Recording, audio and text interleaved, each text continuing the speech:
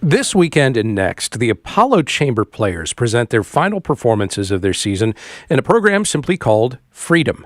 The concerts will feature Apollo alongside the High School for the Performing and Visual Arts Chorale, presenting a pair of world premieres from Houston composers. The first is an arrangement of Howard Hanson's Song of Democracy by Mark Bowler. The other, an entirely new work by Marcus Maroney called The Color Blue. That piece will feature words by students from HSPVA. To learn more about the concert, the new music, and collaborating with high school students, Houston Matters producer Josh Zinn speaks now with Apollo Chamber Players Artistic Director Matthew Detrick, composers Mark Bowler and Marcus Maroney, and HSPVA history teacher Jennifer Lankow. Chase, we will hear Detrick, though, first.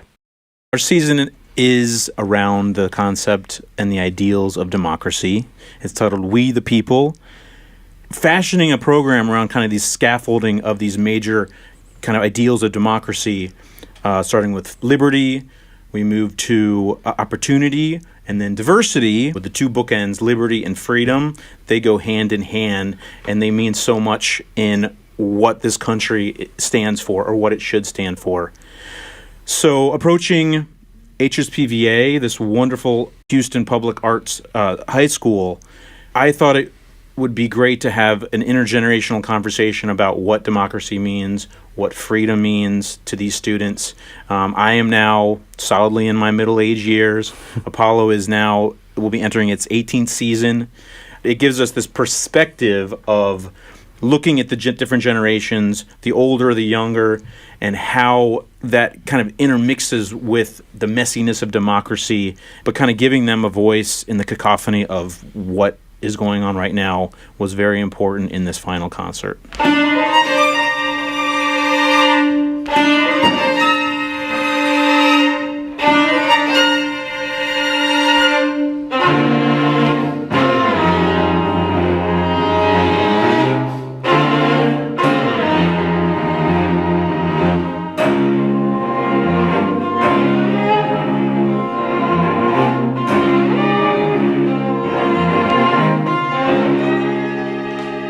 Jennifer, some of your students are involved in this process, and they've written some things that are going to be used as part of this concert. What was that process like, and how did they get involved in this? When I was approached by Matt and Apollo Chamber Players, I generally just wanted to know what they wanted and then offered it to my students. So this was just an open call on my part. I didn't select students. I wanted students that were interested in this and had something to say. And I think one of the things that was really fascinating was how diverse the representation of my students ended up being, just by virtue of those students who had something to say.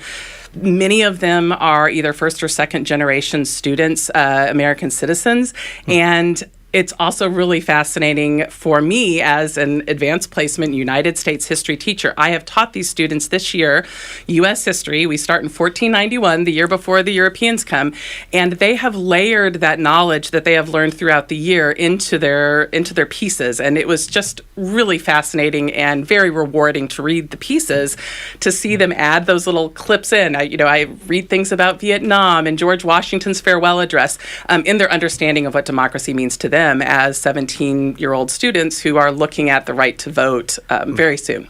So Marcus, you took these texts from these students and have sort of integrated them into this new piece that you've written. What was your initial impression as you kind of given all of these writings? What were you thinking as you were going through these students' thoughts? The responses were really powerful, multifaceted and diverse, and they really represented a lot of intense feelings. They came after the 2024 election, most of them. So I think a lot of them were fueled by responses to that, and that informed or at least amplified a lot of the emotion that was contained within the text.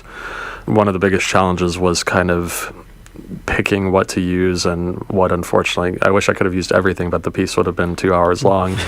So really whittling down and getting sort of the essence of the texts and still thinking about how I can make the piece musically effective and sort of not really tell a story, but have a dynamic arch that would be compelling to the listener.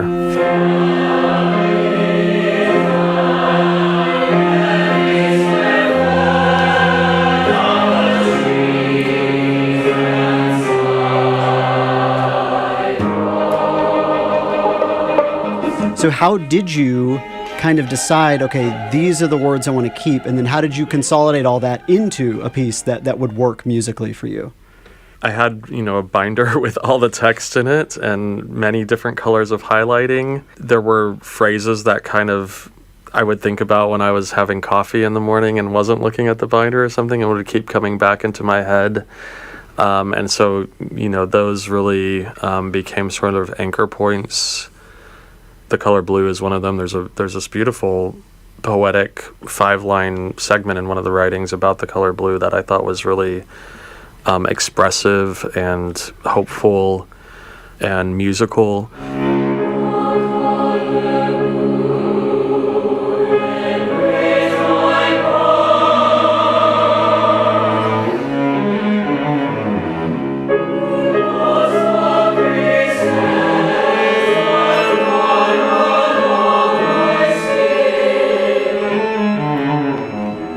There's one sentence from another that I use a couple of times. So those sort of put anchors for the structure of the piece in terms of the text. I wanted the piece to end in a hopeful manner, despite the fact that, a lot of the texts were very charged and upset. They were clearly upset with what was going on, and I think it was those kind of touchstones that I was able to craft the text around that really helped a lot. This is Houston Matters. I'm Joshua Zinn, talking with Matt Detrick of the Apollo Chamber Players, Jennifer Chase, a history teacher at the High School for the Performing and Visual Arts, and composers Mark Bowler and Marcus Maroney. Mark Bowler, you have arranged this piece that is originally a Howard Hanson piece that is a setting of a Walt Whitman poem called Song of Democracy. That's it. What is this poem about? What does he say in the Song of Democracy? It's a pan to democracy itself. It uses a lot of metaphors, as we would expect from Whitman.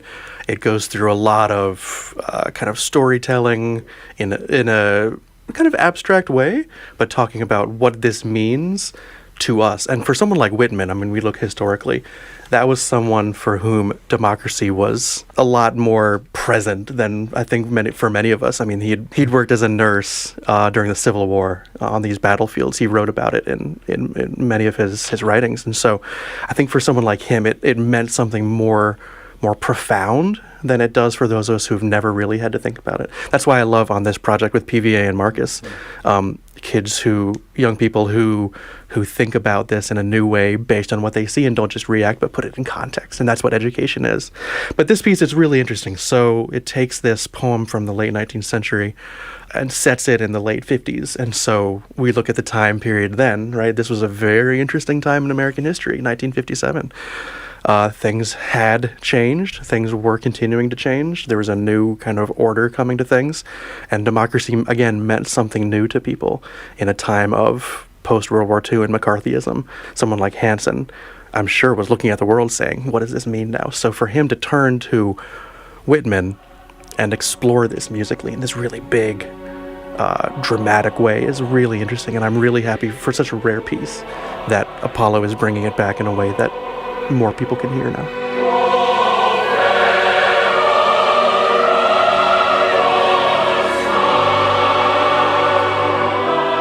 Jennifer, you talked about, looking at the different perspectives from the students, and particularly, these students are, like you said, first, second generation Americans who have a unique perspective on this. And I'm curious, what sorts of things kind of surprised you about how they've interpreted history, or even just the things that they wrote? Were the things that you saw that were like, oh, I'd never thought about it that way, or considered that perspective in this particular light?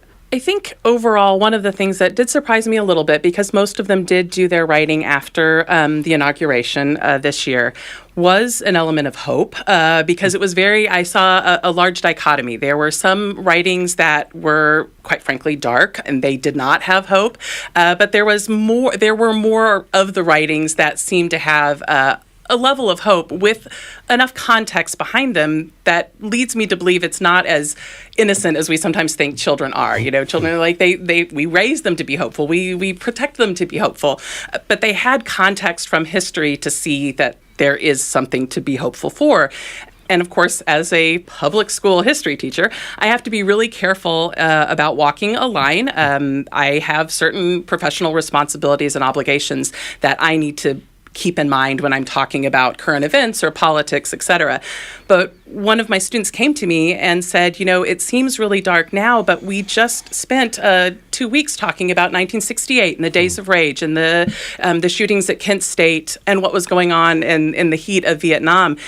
And I think what surprised me was how well they were able to contextualize some of the periods of U.S. history that have been very dark, and that somehow we seem to get past them and overcome them. And so I think that was surprising to me, that ability to contextualize the history into something that was very personal. And the writings that they offered are very personal.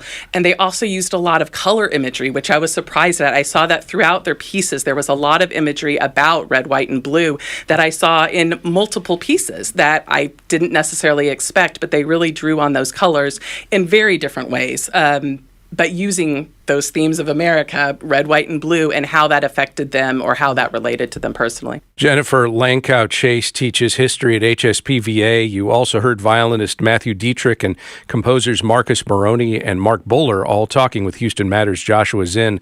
The Apollo Chamber Players concerts called Freedom are tomorrow night at 7 o'clock at Holocaust Museum Houston, and then Sunday, May 18th at 2 at Unity Houston.